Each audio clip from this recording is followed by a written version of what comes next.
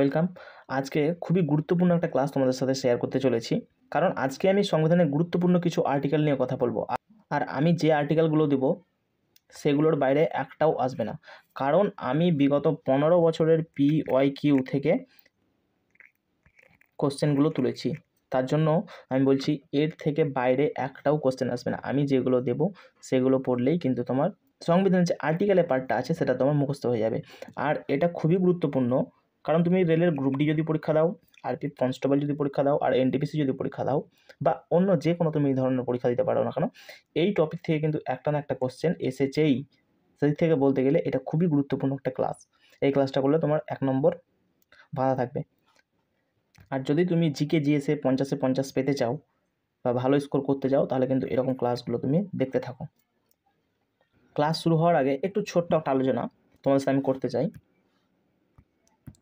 দেখো, সংবিধান গৃহীত হয়েছিল 26শে নভেম্বর 1949 সালে, আর সংবিধান কার্যকরী হয়েছিল 26শে জানুয়ারি 1949 সালে। এই দুটো সাল কিন্তু মনে রাখিও। এটা হয়েছিল গৃহীত, 26শে নভেম্বর হয়েছিল গৃহীত, আর 26শে জানুয়ারি হয়েছিল লাগু বা কার্যকরী হয়েছিল। আর কিছু জিনিস দেখো, সংবিধান যখন লাগু হয় তখন পার্ট ছিল ওখানে 22টি, আর বর্তমানে আছে 25টি। এখান থেকেও প্রশ্ন আসতে দেখা গেছে। তখন তপশিল ছিল 8টি, যখন সংবিধান লাগু হয় তখন তপশিল ছিল 8টি। এটা পরবর্তীকালে বেড়ে 12টি তপশিল হয়ে গেছে, বা 12টি শিডিউল যাকে আমরা বলি। এটা বর্তমানে এখন 12টি রয়েছে। সংবিধান যখন লাগু হয় তখন ধারা ছিল 395টি, এখন প্রায় 448টি। দেখো আর্টিকেল নাম্বার 1, এখানে কি বলছে? Name of the territory and union, ভারত ও তার অঙ্গরাজ্যের নাম।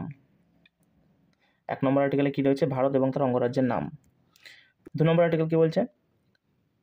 নতুন কোনো রাজ্য গঠন হবে কত নম্বর আর্টিকেল অনুসারে? তখন তোমাকে অ্যান্সার করতে হবে 2, অর্থাৎ 2 নম্বর আর্টিকেল অনুসারে নিউ স্টেট ফরমেশনের কথা বলা হয়েছে।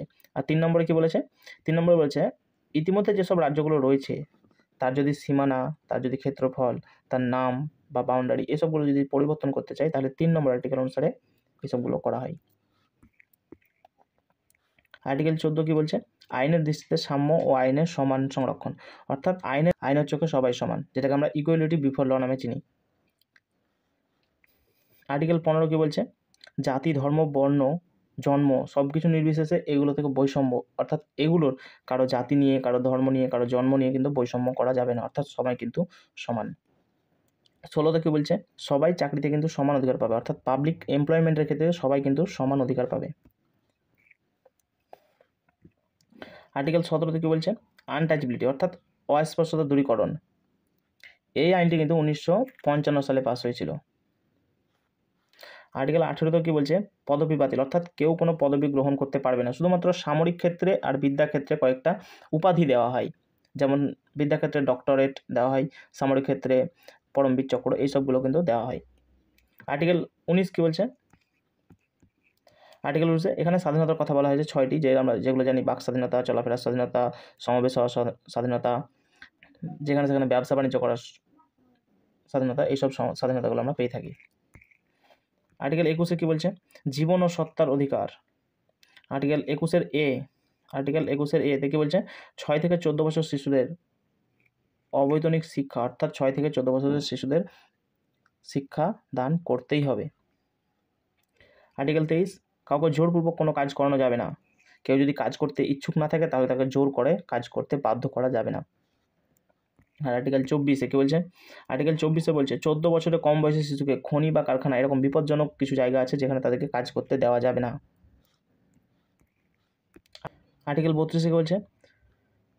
কোনো রকম কিছু থেকে যদি বাঞ্ছনা বা বঞ্চিত হয় কোনো মানুষ, তাহলে সে কিন্তু সুপ্রিম কোর্টের দ্বারস্থ হতে পারে।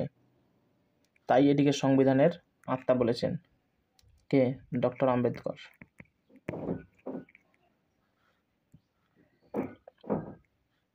আর্টিকেল 39 বলেছেন স্বাভাবিক ন্যায়, অর্থাৎ সবার জন্য সমান বিচার হবে এবং বিনামূল্যে সরকারি আইনের যে সহায়তা সেটা সবাই পাবে। আর্টিকেল 40 বলেছে গ্রাম পঞ্চায়েতের গঠন। আর্টিকেল 40 বলা আছে গ্রাম পঞ্চায়েতের গঠন।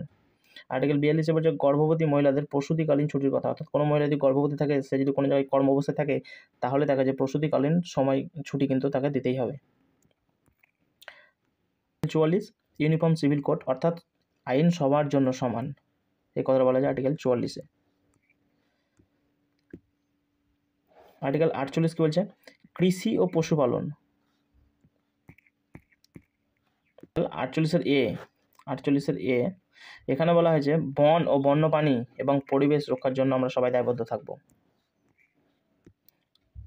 আর্টিকেল 49 ঐতিহাসিক স্থানকে রক্ষা করা, যেমন ধরো স্মৃতিসৌধ, কোনো মনুমেন্ট, কোনো পর্যটন কেন্দ্র ইত্যাদি যেগুলো ঐতিহাসিক মর্যাদা পেয়েছে সেগুলো কিন্তু রক্ষা করা। আর্টিকেল 50 কি বলছে? বিচার বিভাগকে শাসন বিভাগ থেকে আলাদা করা, এটা খুবই গুরুত্বপূর্ণ। আর্টিকেল 51 কি বলছে? ইন্টারন্যাশনাল পিস, অর্থাৎ আন্তর্জাতিক শান্তি রক্ষা করা। আর আর্টিকেল 51-এ মৌলিক কর্তব্য।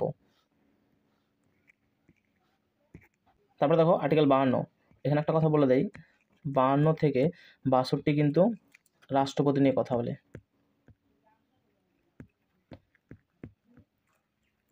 আর্টিকেল 52 থেকে 62 রাষ্ট্রপতি নিয়ে কথা বলে। 52-তে কি বলে? 52-তে বলছে ভারতে একজন রাষ্ট্রপতি থাকবে। এখানে সবগুলো আমি নিইনি, যেগুলো ইম্পর্টেন্ট সেগুলোই নিয়েছি, যেগুলো পরীক্ষাতে বারবার ঘুরে এসেছে সেগুলোই আমি নিয়েছি। আর্টিকেল 53 কি বলছে? কেন্দ্রের যে এক্সিকিউটিভ পাওয়ার সেটা কিন্তু রাষ্ট্রপতির হাতে ন্যস্ত থাকবে। আর্টিকেল 54 কি বলছে? ইলেকশন অফ প্রেসিডেন্ট, অর্থাৎ রাষ্ট্রপতি নির্বাচন সম্পর্কে কথা বলে, যেটা কোথা থেকে নেওয়া হয়েছিল? আয়ারল্যান্ড থেকে নেওয়া হয়েছিল।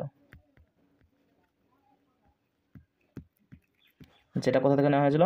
আয়ারল্যান্ড থেকে নেওয়া হয়েছিল। 55 কি বলছে? দুটোই দেখো কিন্তু একই, হ্যাঁ। 54 হচ্ছে ইলেকশন অফ প্রেসিডেন্ট, আর 55 হচ্ছে manner of election of president.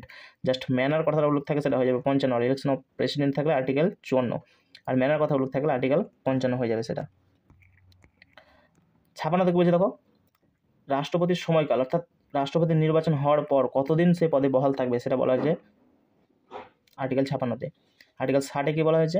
রাষ্ট্রপতির শপথ, এ সম্পর্কে বলা হয়েছে আর্টিকেল 60-তে।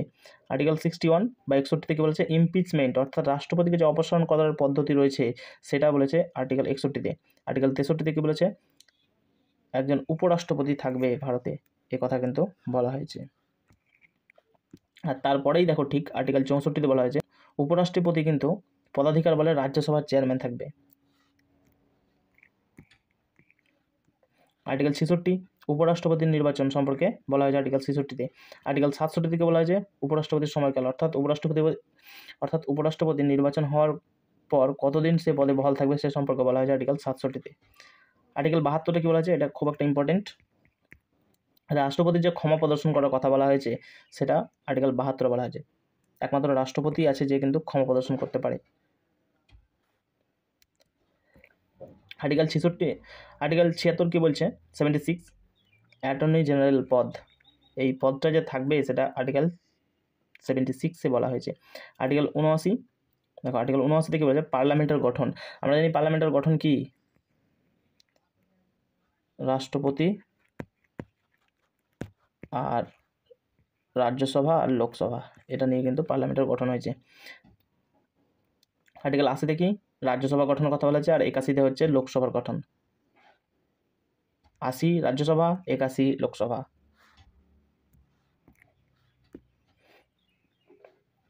আর্টিকেল 110 এখানে কি বলেছে? মানি বিলের কথা বলা হয়েছে।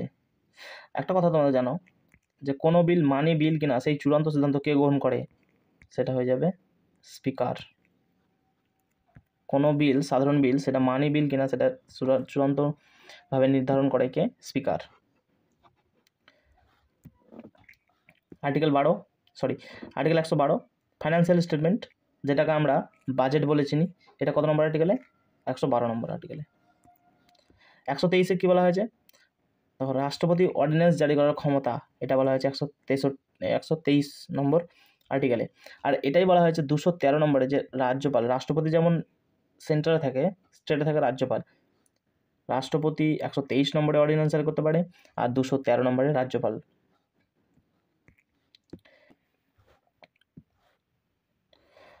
আর্টিকেল 148-এ বলা হয়েছে সিএজি, ক্যাগের কথা।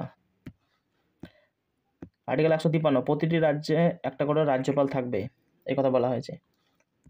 আর 154 রাজ্যের যে শাসন ক্ষমতা সেটা কিন্তু রাজ্যপালের হাতে ন্যস্ত থাকবে, যেমন কেন্দ্রের যে শাসন ক্ষমতা সেটা রাষ্ট্রপতির হাতে ন্যস্ত ছিল, ঠিক তেমনই রাজ্যের যে ক্ষমতা সেটা রাজ্যপালের হাতে ন্যস্ত থাকবে। কত নম্বরে বলা হয়েছে? 154 নম্বর আর্টিকেলে বলা হয়েছে।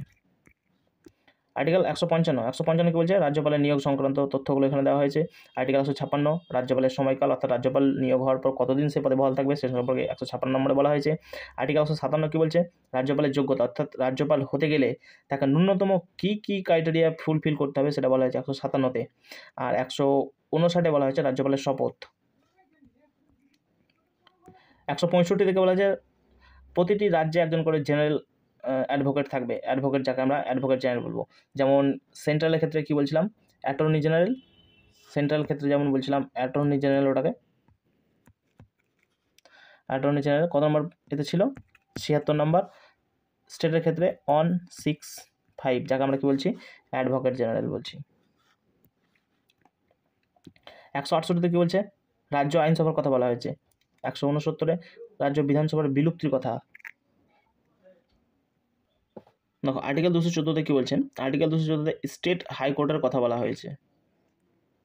আর আর্টিকেল 280 এখানে বলা হয়েছে অর্থ কমিশনের কথা বলা হয়েছে আর্টিকেল 280-তে। যে কটা আমি দিয়েছি সেটা কিন্তু খুবই ইম্পর্টেন্ট, একদম VVI ধরো, কেননা সবগুলো বিগত 15 বছরের PYQ সব রেলের বিভিন্ন পরীক্ষায় এসেছে, তো খুবই গুরুত্বপূর্ণ। আর যেগুলো আসার মতো সেগুলো আমি কিছুটা অ্যাড করেছি।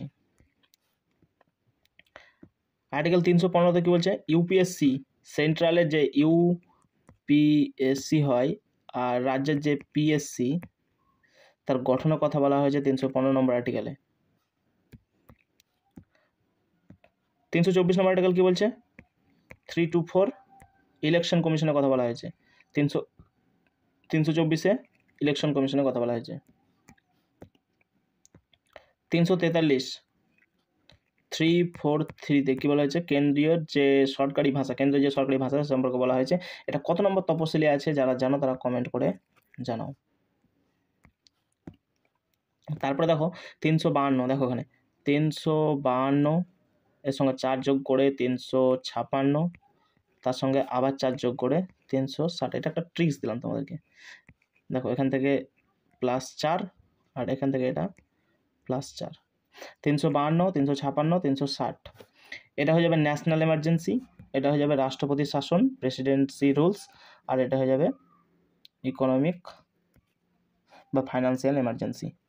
তিনটেই মনে রাখবে, 352, 356, 360 খুবই ইম্পর্টেন্ট এগুলো। 352-তে ন্যাশনাল এমার্জেন্সি, 356-তে রাষ্ট্রপতি শাসন, আর 360-এ আর্থিক জরুরি অবস্থা বা ফাইন্যান্সিয়াল এমার্জেন্সি। এটা খুবই ইম্পর্টেন্ট একটা, যে 368 নম্বর ধারাতে কি রয়েছে? 368 নম্বর ধারায় সংবিধান সংশোধনের কথা বলা হয়েছে। সংবিধান সংশোধন কিভাবে হবে, তার রুলস কী কী আছে সে সম্পর্কে বলা হয়েছে 368 নম্বর ধারাতে। এটা কোথা থেকে নেওয়া হয়েছিল?